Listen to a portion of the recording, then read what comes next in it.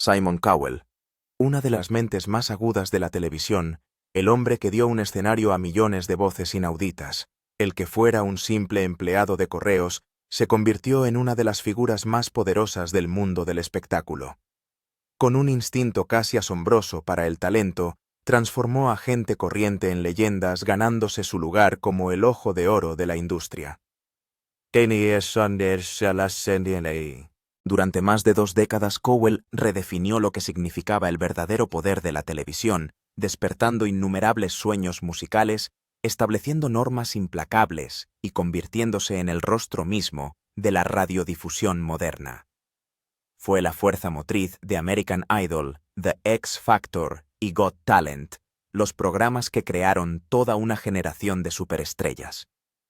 Pero tras su brillante imperio, se esconde una historia mucho menos glamurosa, una historia de dolor, salud quebrantada, soledad aplastante y tragedias de las que ninguna fama pudo protegerle. El mundo ha aplaudido durante mucho tiempo su autoridad y su éxito, pero pocos están preparados para enfrentarse a las pesadas sombras que arrastra hoy, cargas que ninguna fortuna, ningún aplauso puede borrar.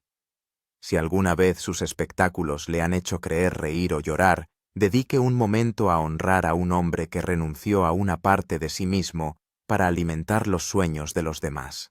Porque antes del estruendo de la fama mundial hubo silencio.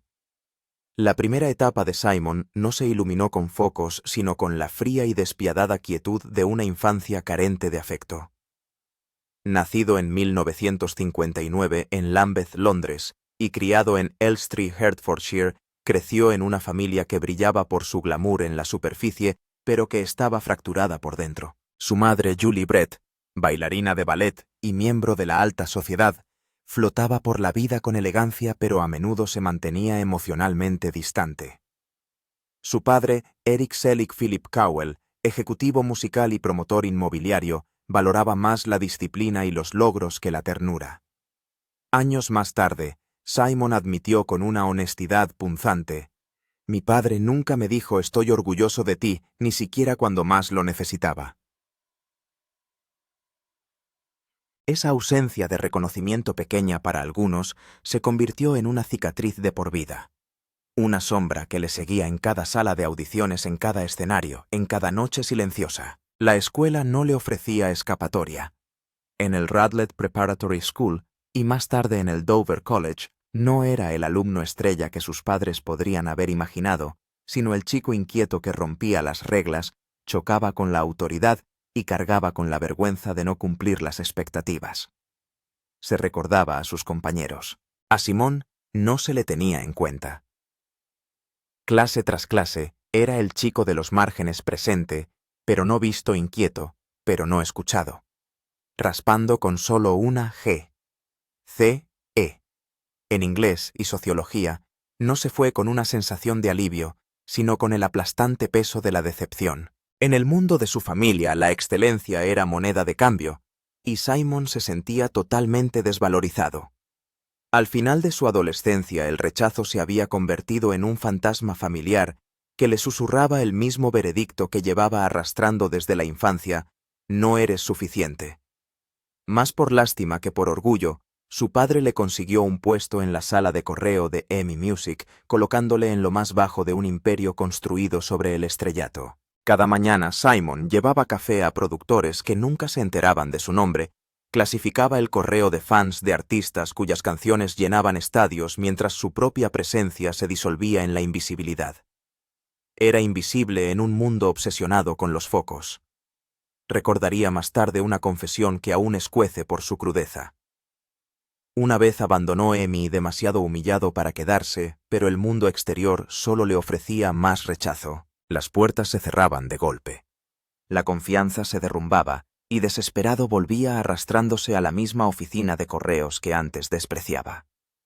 En aquellos días, Simon admitió que lloraba en silencio en el cuarto de baño después del trabajo, lágrimas no solo de fracaso, sino del inquietante temor de que su vida ya hubiera tocado techo antes incluso de empezar. Y sin embargo, entre los escombros de la humillación, empezó a arder un fuego diferente. El silencio de su infancia no le había destruido, le estaba endureciendo. Del abandono talló la resolución. Del rechazo aprendió el desafío. El niño que una vez estuvo hambriento de afecto, se estaba convirtiendo poco a poco en el hombre que obligaría al mundo a darse cuenta. Su infancia no fue un cuento de hadas, fue un crisol, y cada abrazo retenido, cada palabra de amor no dicha, se convirtió en el fuego que forjó su implacable, casi despiadada ambición. El niño que una vez lloró en silencio, estaba a punto de entrar en una industria tan despiadada como la infancia, que ya había tallado cicatrices en su alma, armado únicamente con una voluntad obstinada y las magulladuras del rechazo. Simon Cowell se adentró en el mundo de la música decidido a que la invisibilidad dejara de ser la única historia unida a su nombre. Humillado pero inquebrantable, volvió a la sala de correo de EMI, un lugar que antes despreciaba, donde cada pila de discos y cada carta sin abrir se convirtieron en su aula silenciosa. Estudió no solo la música, sino el poder mismo, cómo se empaquetaba la fama, cómo se creaban las estrellas y cómo se vendían los sueños. No fue la brillantez lo que le abrió el camino, sino las agallas, la persistencia implacable y la negativa a dejar que el veredicto de no es suficiente dictara el resto de su vida. A principios de los 80, Simon se atrevió a arriesgarlo todo.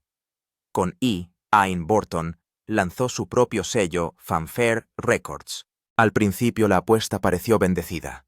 Con brillantes canciones pop como So Macho de Sinita Simon, el chico que antes era invisible, de repente era visible en todas partes, organizando fiestas, chocando copas, estrechando la mano de gente que antes le ignoraba, saboreando por primera vez el embriagador brillo del éxito. Pero el champán puede agriarse en un instante. El mercado cambió, las tendencias se marchitaron y el imperio que creía estar construyendo se derrumbó a una velocidad brutal. Al final de la década, Fanfare no era más que un cascarón vacío, sus oficinas abandonadas, sus contratos sin valor. Simon, apenas en la treintena, no tenía más que deudas y desesperación. Los amigos se desvanecían como el humo, las puertas se cerraban de golpe, los acreedores circulaban como buitres. La humillación le caló hondo. Volvió a casa de sus padres, se retiró al mismo dormitorio de la infancia que una vez resonó con la soledad, una habitación que ahora susurraba fracaso. Para el mundo fue un fracaso empresarial. Para Simon fue una devastación personal, como si el niño hambriento de afecto se hubiera convertido en un hombre despojado de dignidad. Años más tarde, admitiría con inquietante honestidad que el tiempo estuvo a punto de romperme, recordando cómo se sentía como un fantasma, rondando su propia vida invisible, una vez más. Fue un cruel recordatorio de que en la industria del espectáculo el triunfo es frágil y la crueldad constante. Sin embargo, en las cenizas de esa ruina, algo feroz comenzó a surgir. El colapso de Fanfare no acabó con Simon Cowell, lo reforzó. Empezó a estudiar no solo la música, sino la propia arquitectura de la fama. Cada humillación, cada noche de insomnio, cada amargo sabor del fracaso, se convirtieron en el combustible en bruto para un hombre que un día tomaría la televisión por el cuello y reescribiría las reglas del entretenimiento. Su carrera no empezó con glamour, empezó con cenizas. Y de esas cenizas, Simon Cowell comenzó la escalada que un día le convertiría tanto en venerado como en vilipendiado, un símbolo de poder cuyo imperio no nació del privilegio, sino del dolor. De las cenizas de la bancarrota, Simon Cowell se encontró en una encrucijada despiadada que lo enterraría en la oscuridad permanente o lo obligaría a abrirse camino de nuevo en una industria que ya lo había masticado y escupido. Volver al negocio de la música a principios de los 90 no fue un triunfo, fue un acto de pura supervivencia. En BMG no llegó como una estrella emergente, sino como un hombre que llevaba la mancha del fracaso en su nombre, del que se susurraba en los pasillos que su imperio se había derrumbado antes incluso de empezar. Cada reunión era un recordatorio de humillación, cada apretón de manos llevaba implícita la pregunta silenciosa: ¿podrá este hombre realmente cumplir lo prometido? En lugar de ser aclamado como un visionario, Simon tuvo que rascar para conseguir las más pequeñas migajas de oportunidad.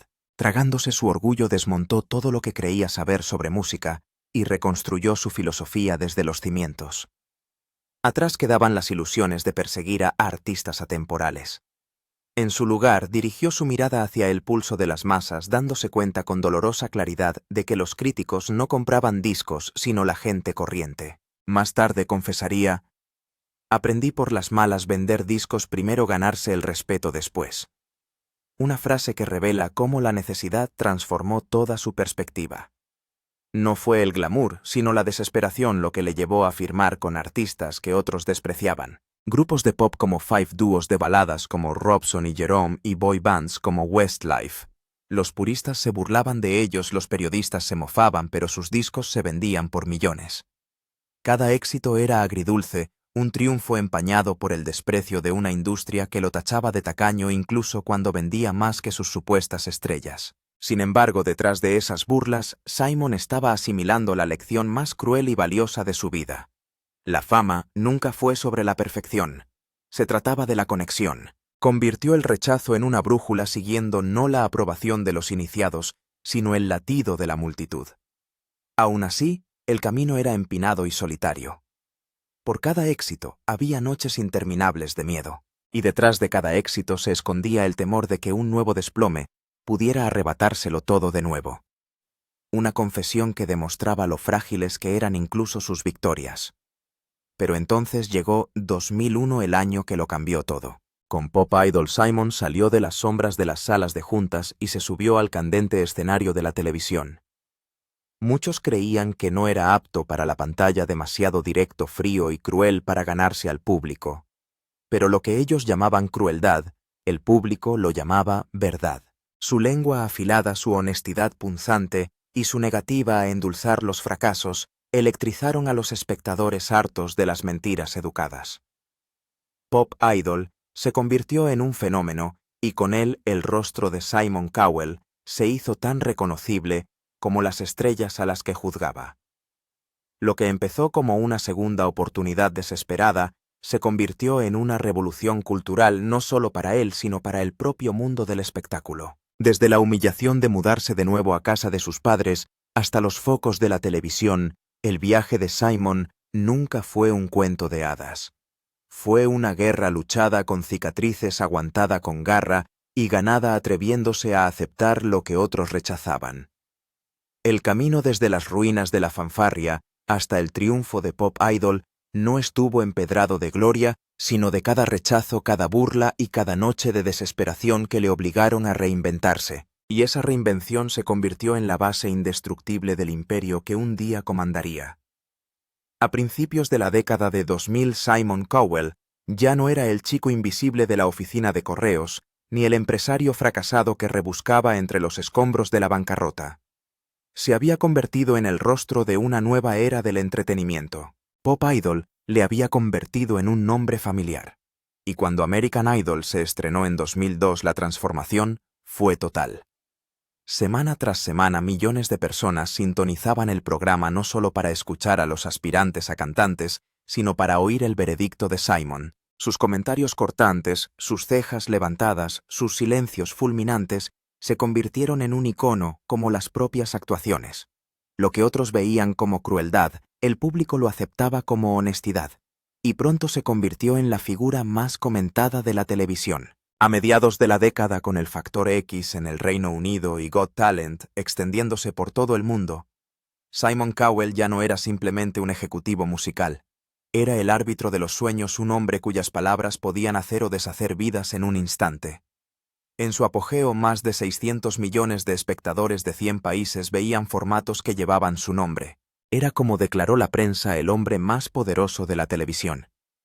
Pero el poder, como descubrió Simon, tiene un precio desgarrador. La misma franqueza que le hizo famoso también le hizo despreciado. Fue abucheado en público, ridiculizado en los tabloides y pintado como un villano por quienes solo veían la crueldad y nada de convicción. Años más tarde admitió: sabía que la gente me odiaba, pero también sabía que no podía fingir ser alguien que no era. Esa honestidad construyó un imperio, pero le dejó rodeado de polémica. Un rey en un trono que trágicamente parecía más una prisión. Detrás de las cámaras el horario era despiadado. Audiciones interminables, programas en directo, franquicias mundiales y la aplastante responsabilidad de llevar marcas enteras sobre sus hombros. Las noches desaparecían en reuniones de estrategia, los días en críticas. Demasiado duro, demasiado blando, demasiado comercial, demasiado predecible. Cuanto más subía, más se aislaba, y las risas de los telespectadores eran sustituidas por el silencio en su vida privada. El éxito había llenado sus cuentas bancarias, pero había agotado su sentido de pertenencia. Los amigos se alejaron, los romances fracasaron, y el niño que una vez estuvo hambriento de afecto se había convertido en un hombre hambriento de paz. Confesó con cruda honestidad que incluso en pleno rodaje, rodeado de luces y aplausos, a menudo me sentía completamente solo. La cruel ironía era devastadora. El hombre que dio a millones su momento de reconocimiento a menudo terminaba sus propias noches sin que nadie le reconociera. Y sin embargo fue en este trágico crisol donde se selló la leyenda de Simon. No solo había remodelado la televisión, sino que había redefinido la relación entre la fama y el público. Por primera vez el público se sintió como si estuviera sentado a su lado decidiendo quién merecía el estrellato y quién no. El papel le polarizó, pero también le hizo inolvidable. En la cima de su poder, Simon Cowell había logrado lo que antes parecía imposible. Ya no era invisible. El mundo no podía mirar hacia otro lado. Pero la gloria llegó envuelta en agotamiento, soledad, y la inquietante pregunta de si el imperio que construyó le había costado las mismas cosas que siempre había anhelado más. Cuando Simon Cowell tuvo a su hijo en brazos por primera vez en febrero de 2014, las cámaras captaron una sonrisa, pero no pudieron captar la tormenta que aquel pequeño había silenciado. Eric no era simplemente un recién nacido, era un frágil milagro, un salvavidas entregado a un hombre que se encontraba en el naufragio de uno de los capítulos más oscuros de su vida. Solo unos meses antes, en 2013, el mundo cuidadosamente construido de Simon implosionó cuando saltó la noticia de que esperaba un hijo con Lauren Silverman, la mujer de su íntimo amigo Andrew. No eran solo habladurías, era una tormenta de fuego que abrasó cada rincón de su reputación. Los titulares gritaban traición, los tabloides analizaban cada detalle, y el hombre que una vez había controlado la narrativa de innumerables carreras, de repente se encontró atrapado en una de la que no podía escapar. De la noche a la mañana, ya no era el juez del talento sino el juzgado.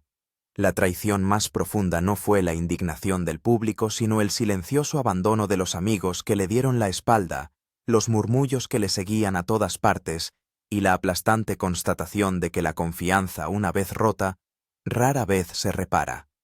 Andrew Silverman solicitó el divorcio por adulterio y Simon, antaño la figura del poder y la seguridad, solo anhelaba la invisibilidad. Más tarde admitió en uno de sus raros momentos de franqueza que no era algo de lo que estuviera orgulloso.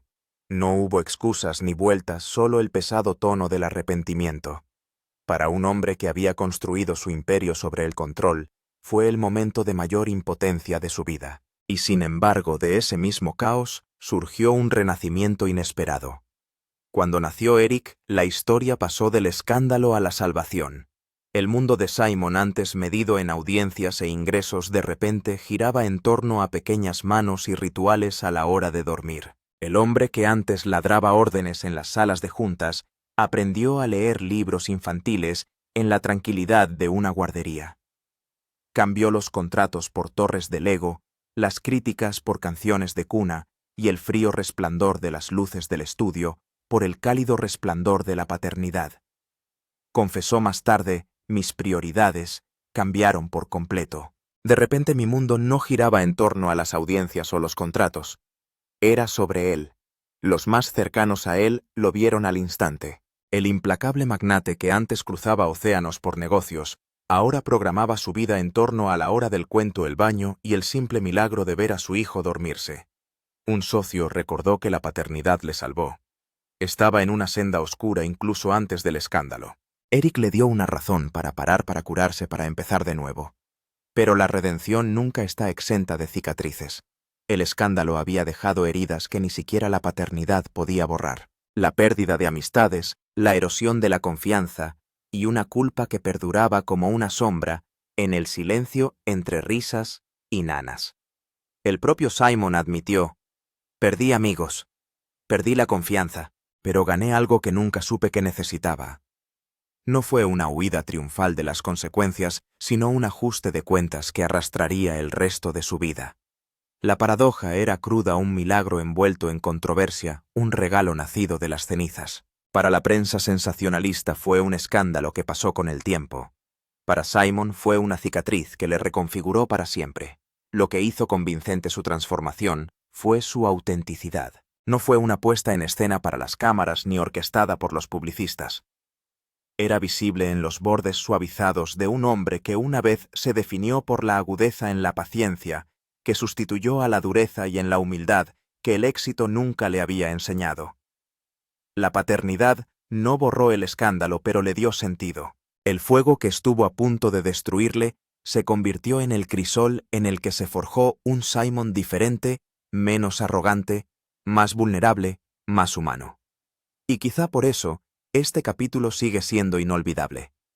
No es la historia de un escándalo, sino de cómo un hombre destrozado por sus propias decisiones encontró la redención de la forma más inesperada a través de la vocecita que le llamaba papá. Es un recordatorio de que incluso los más poderosos son frágiles, de que los errores tienen peso y de que a veces la luz que más necesitamos no llega a pesar de nuestros fracasos, sino gracias a ellos.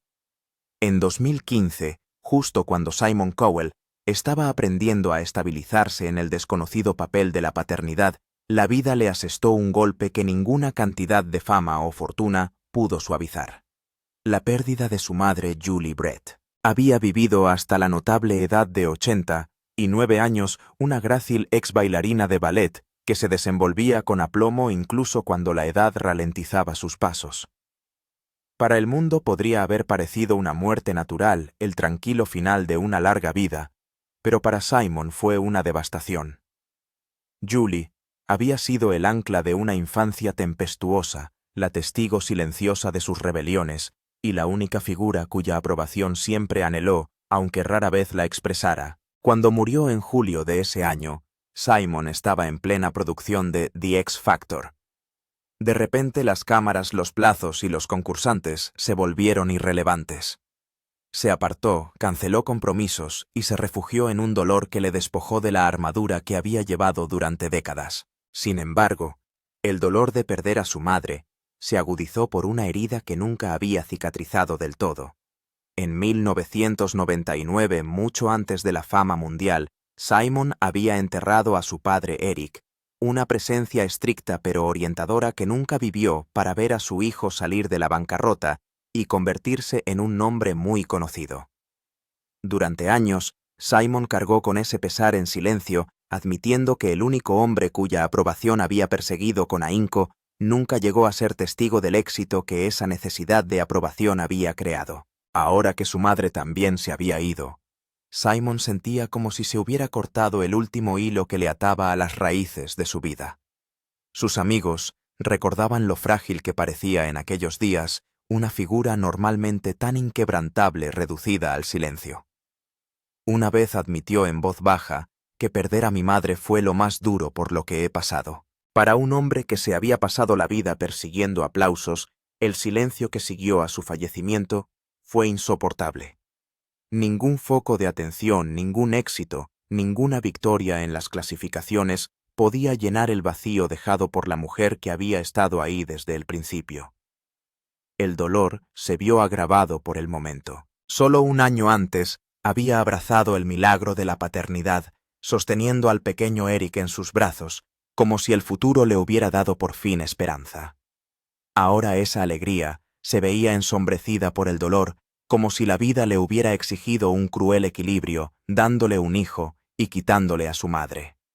Y sin embargo, incluso en la angustia, hubo transformación. La muerte de Julie obligó a Simon a enfrentarse no solo a la mortalidad, sino también al legado. Empezó a hablar más a menudo de la familia, de estar presente, de apreciar los momentos que la fama suele robar. Los que trabajaban con él notaron una nueva paciencia, una suavidad, una vulnerabilidad que rara vez había aflorado antes. Detrás del agudo ingenio y la mirada férrea del juez más duro de la televisión, Se escondía un hijo que lloraba no solo a su madre, sino a ambos progenitores, cargando con el peso del pesar y la gratitud a partes iguales. La pérdida no le quebró, pero le dejó una cicatriz visible en las pausas de sus palabras, en el parpadeo de sus ojos, cada vez que sus nombres salían a la luz. Era un recordatorio de que incluso el hombre más poderoso de la televisión era en el fondo solo un hijo que echaba de menos a su madre y a su padre. En agosto de 2020, a los 60 años, cuando muchos sueñan con bajar el ritmo y saborear la paz, Simon Cowell fue golpeado por una tragedia tan brutal como desgarradora. En el patio de su casa de Malibú, probando una nueva y potente bicicleta eléctrica, un segundo de error de cálculo convirtió la curiosidad en catástrofe. Arrojado violentamente al suelo, su espalda se destrozó por múltiples sitios, y en ese instante el hombre que había construido un imperio sobre un control inquebrantable lo perdió todo. Más tarde recordaría de forma escalofriante: estuve a un minuto de no conseguirlo. Para una figura que había sobrevivido a escándalos, desamores y humillaciones, esto era diferente.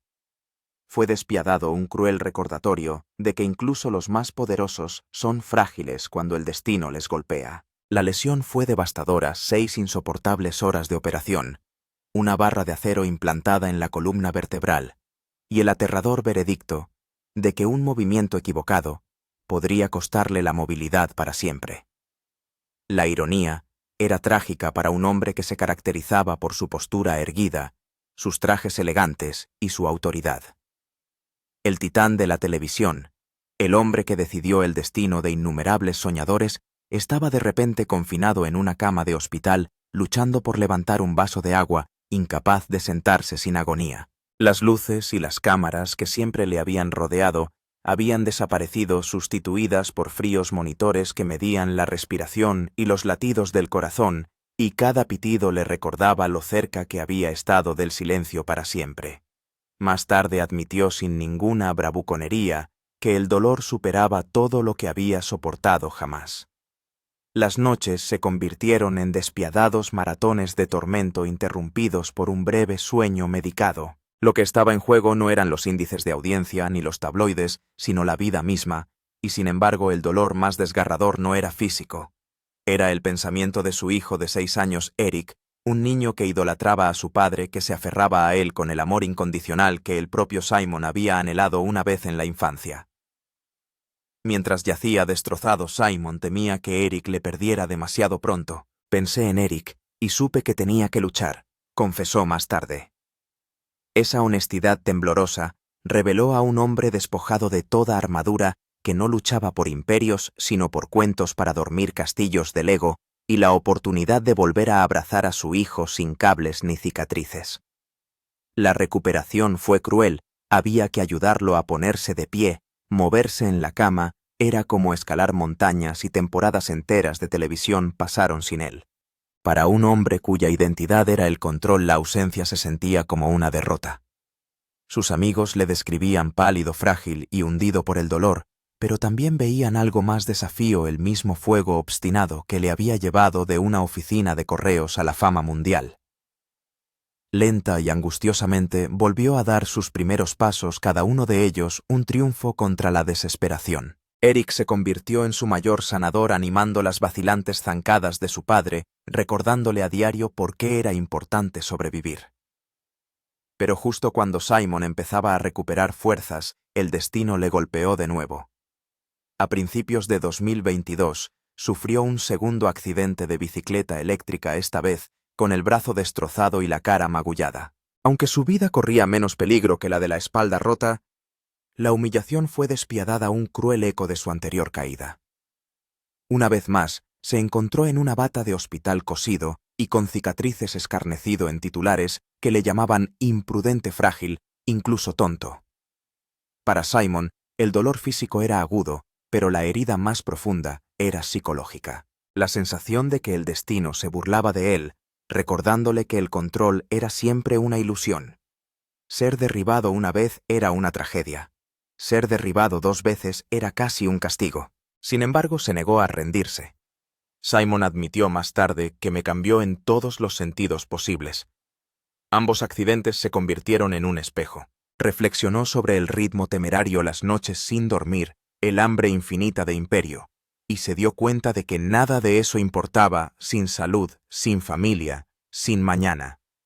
Cicatrizado pero en pie, acabó volviendo a la escena pública. Pero el mundo ya no veía solo al juez más severo de la televisión, vieron a un hombre marcado por la mortalidad, suavizado por la humildad, agudizado por la gratitud.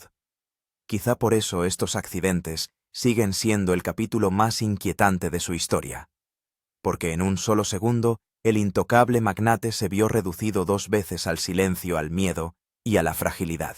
Y sin embargo, a partir de ese silencio, encontró una nueva voz, una voz que no se forjó en los índices de audiencia, ni en el poder, sino en la supervivencia, la paternidad y la brutal y desgarradora verdad de que incluso las leyendas deben luchar, caer y volver a levantarse. Cuando Simon Cowell entró en la sesentena, ya había sufrido una letanía de cicatrices emocionales, físicas y profesionales. Pero nada le preparó para la herida más cruel de todas. No la que se le grabó en la columna vertebral por un accidente de bicicleta, ni la pena de perder a su madre, sino la que lleva grabada en el rostro. No fue una tragedia del destino o por accidente. Fue autoinfligida, nacida de la implacable presión de vivir bajo la luz más dura imaginable, la de la cámara de televisión. Durante años, Simon se había aficionado a las mejoras estéticas, botox por aquí, rellenos por allá, cada procedimiento justificado como mantenimiento, un escudo contra la lenta marcha de la edad. Al principio los cambios eran sutiles, incluso invisibles para la mayoría. Pero a medida que los años se acumulaban y las intervenciones se multiplicaban, el escudo comenzó a resquebrajarse. En 2021, tanto los fans como los críticos contemplaban atónitos a un hombre que ya no se parecía a sí mismo. Sus rasgos antes expresivos parecían rígidos, su característica sonrisa congelada y sus mejillas extrañamente hinchadas. Simon Cowell. ¿Qué le ha pasado en la cara? Los memes se extendieron sin piedad, los foros en línea diseccionaron cada fotograma y el hombre que había hecho su carrera juzgando apariciones se encontró ahora juzgado, burlado y ridiculizado. Para Simon la ironía era brutal. Había construido un imperio sobre el control, controlando las narrativas, controlando el talento, controlando la propia televisión. Sin embargo, aquí estaba incapaz de controlar lo más personal, su reflejo. En entrevistas posteriores admitió con una humildad poco habitual en él que fui demasiado lejos. Hubo un momento en que me miré al espejo y literalmente no me reconocí. Esa confesión tuvo más peso del que la prensa sensacionalista llegó a imaginar. No era solo una admisión cosmética, sino existencial. Para un hombre que se había abierto camino desde la invisibilidad en la infancia hasta la omnipresencia en las pantallas mundiales, perder el reconocimiento en su propio espejo era su propia aniquilación. El peaje emocional fue más profundo que la vanidad. Simon empezó a alejarse de los focos, redujo sus apariciones en America's Got Talent, se saltó giras promocionales y permitió que otros ocuparan el asiento delantero en espectáculos que antes dominaba. Los enterados susurraban que parecía cansado, más blando, casi disminuido. El brillo de sus ojos, la mirada que una vez aterrorizó a los concursantes y cautivó a millones de personas, parecía apagado. Habló menos de audiencias y contratos y más de Eric, su hijo pequeño. «Ya no necesito estar en todas partes», dijo en voz baja. «Solo quiero estar ahí cuando Eric se ría». Y aún así, el escrutinio no cesó.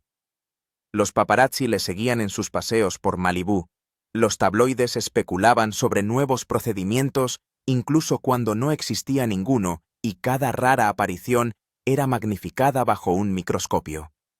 Por primera vez, Simon comprendió lo que significaba ser el objeto, no el observador, el que está en el escenario, no detrás del escritorio. El poder se había invertido. El juez se había convertido en el juzgado. Sin embargo, de esa humillación surgió algo inesperado: la claridad. Simon decidió parar. Abandonó los tratamientos cosméticos, prometiendo dejar que la naturaleza reclamara lo que las agujas habían alterado. Decidió que ya era suficiente. Dejarlo envejecer, dejarlo ver. Fue más que una decisión estética. Fue una declaración de paz consigo mismo.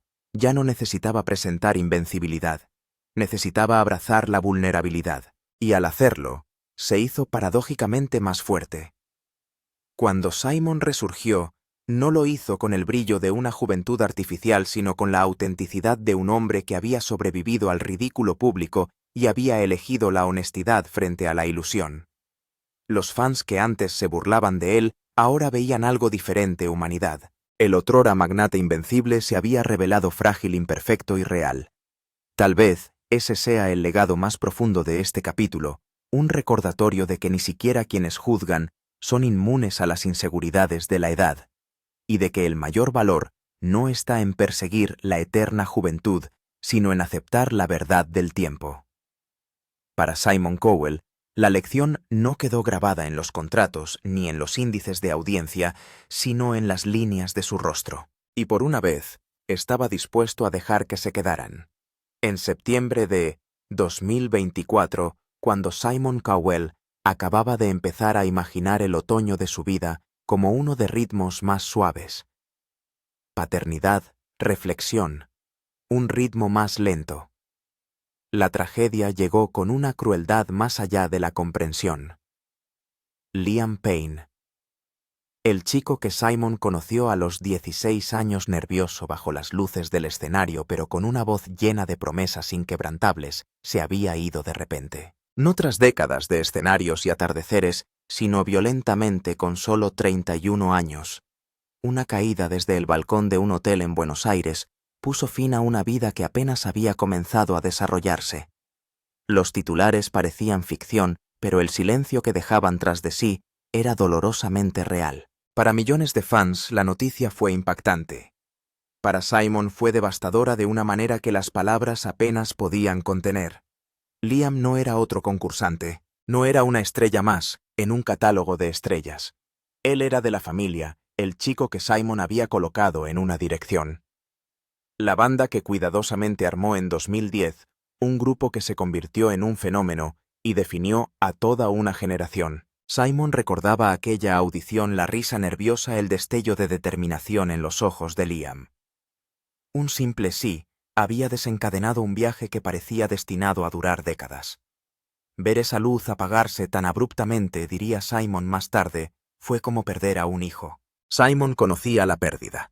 Había enterrado a su padre en 1999, había enterrado a su madre en 2015.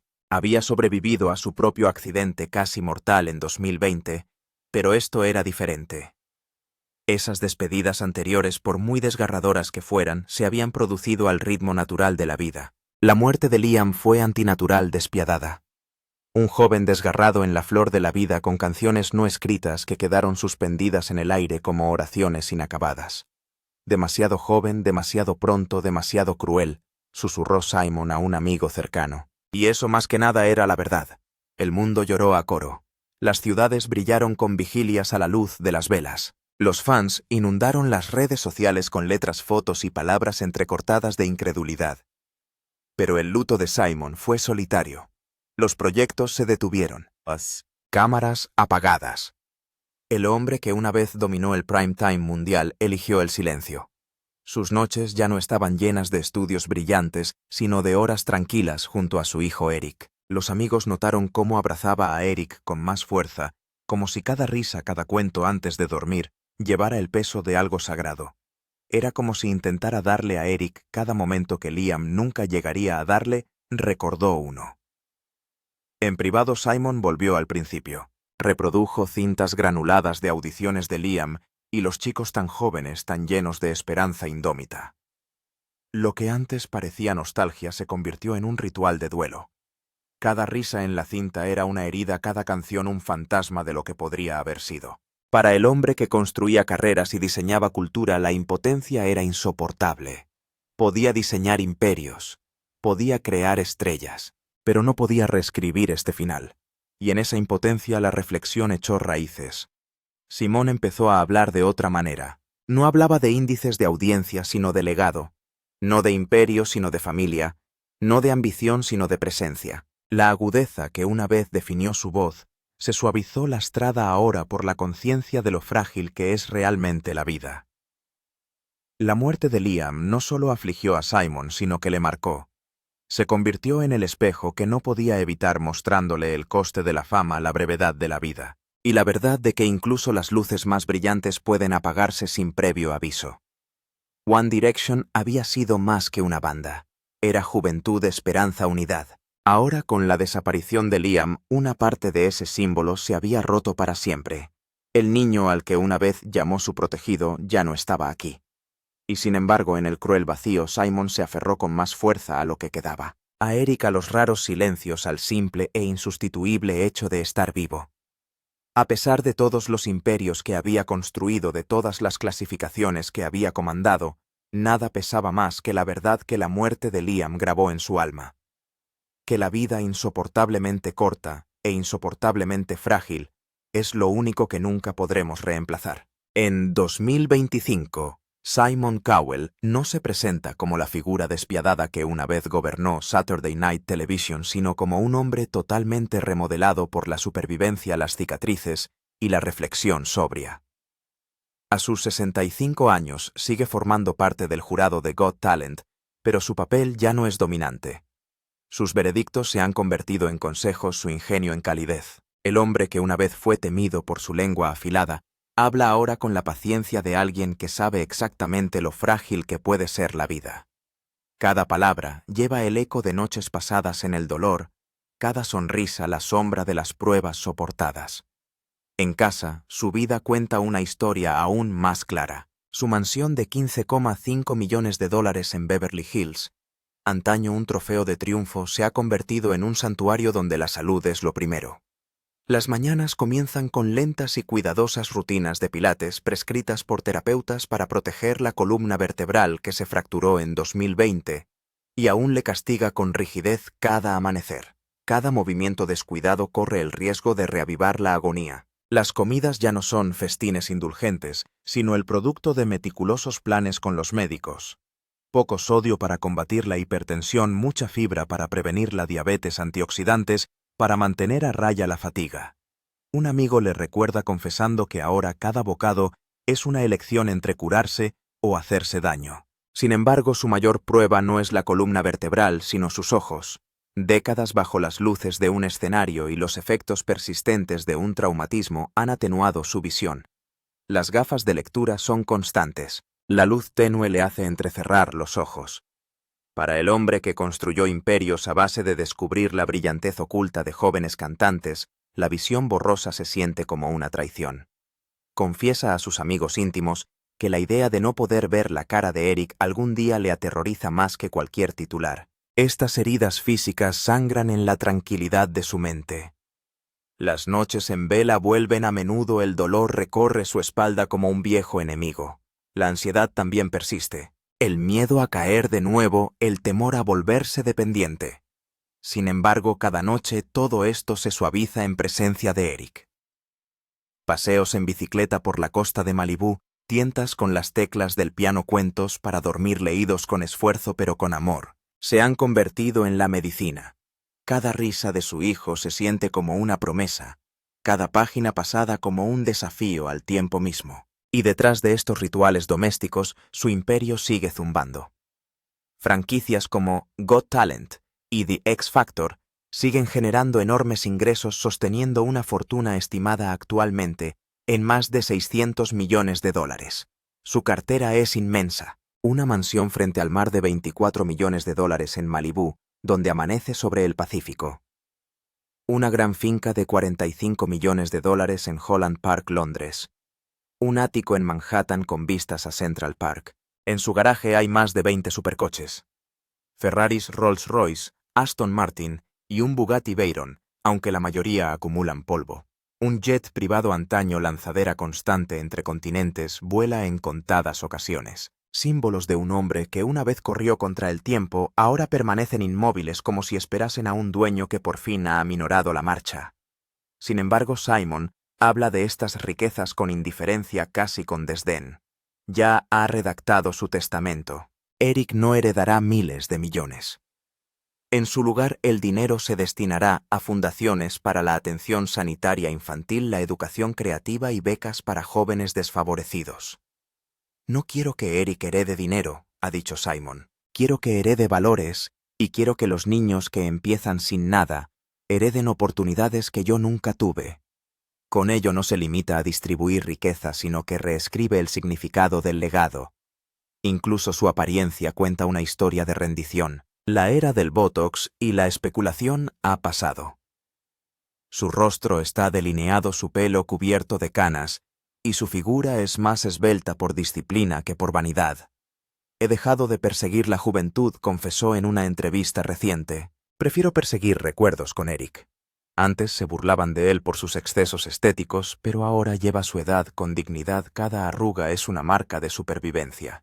Sin embargo, bajo la calma se esconde una lucha implacable. El latido de su espalda cuando permanece demasiado tiempo sentado, la visión borrosa que empeora por la noche, el régimen constante de pastillas para estabilizar la presión y el dolor. Sabe que el tiempo es a la vez un sanador y un ladrón, pero en lugar de esconderse, lo abraza convirtiendo la fragilidad en gratitud. Sus proyectos se centran ahora en el impacto, no en el imperio. Conciertos benéficos. Becas incubadoras creativas para jóvenes músicos. Aparece poco en televisión, y solo cuando importa, hablando menos de índices de audiencia y más de resiliencia. Quizá la verdadera medida de Simon Cowell, hoy en día, no esté en los millones ganados ni en las estrellas mundiales descubiertas, sino en las victorias ordinarias. Leyendo cuentos antes de dormir bajo lámparas tenues, estirándose cada mañana contra el dolor, dirigiendo su fortuna hacia niños que nunca conocerán su nombre. El juez despiadado se ha convertido en el mentor humilde, el constructor de imperios, un hombre de legado. Su vida susurra una verdad universal. La riqueza se desvanece, la fama se marchita, la salud flaquea, pero el amor, la humildad y el propósito perduran. Detrás de la leyenda hay un padre que se aferra ferozmente al tiempo, un filántropo que convierte el privilegio en posibilidad, un superviviente que nos enseña que la gracia no está en el triunfo, sino en la resistencia. Y ahora, querido lector, su historia se dirige a ti. ¿Qué lección aprenderás del viaje de Simón? A frenar antes de que el destino te obligue, a valorar la risa por encima del aplauso, a invertir no en posesiones, sino en presencia. Recuerda que Simón no es un hombre perfecto. Ha tropezado, ha juzgado mal y ha quedado marcado a la vista de todo el mundo, pero quizá sea eso lo que hace que merezca la pena reflexionar sobre su viaje. Nos recuerda que el legado no consiste en triunfos impecables, sino en el valor de cambiar tras el fracaso, de amar, a pesar de la pérdida, de seguir adelante, incluso cuando se está roto. Comparta sus reflexiones a continuación, suscríbase para recibir más capítulos inéditos y únase a nosotros para honrar no solo a las leyendas, sino a la frágil e imperfecta humanidad que llevan dentro. Porque en cada cicatriz, en cada sombra, Simon Cowell nos muestra la verdad última, que el mayor legado no es el imperio, sino la empatía.